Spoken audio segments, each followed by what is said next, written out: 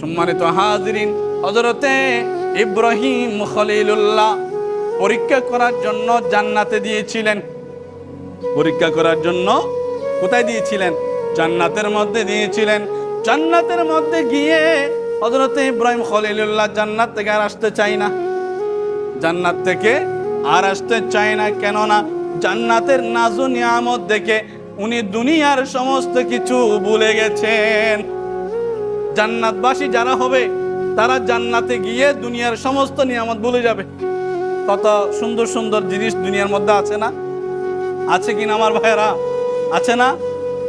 বউ বেটি বাচ্চা আছে, কত আদরের মায়ার জিনিস না? সমস্ত কিছু ভুলে গিয়ে জান্নাতি নাজু নিয়ামতের জন্য পাগল হয়ে যাবে। আবার জান্নাতবাসী যখন মওলার দিদার করবে, আল্লাহর দিদার করবে, তখন জান্নাতের সমস্ত নিয়ামত ভুলে গিয়ে আল্লাহর জন্য পাগল হয়ে যাবে। জোরে বলুন সুবহানাল্লাহ।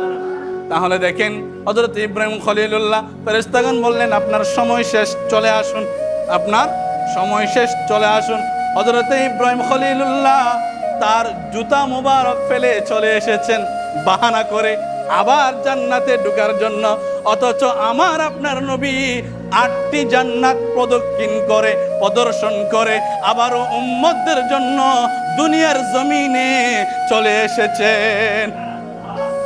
আমরা এমন নবীর উম্মত, যে নবীর হামেশা দুনিয়ার মধ্যে যেদিন এসেছেন ওই দিন থেকে রব্বি হাবিলি উম্মতি বলে উম্মতদেরকে বাঁচানোর জন্যে, উম্মতদেরকে তাড়ানোর জন্যে আমার নবী হামেশা চিন্তা ভাবনায় মগ্ন থাকতেন। জোরে বলুন সুবহানাল্লাহ। এখন আমার নবীকে তাড়ানেওয়ালা, বাঁচানেওয়ালা বললে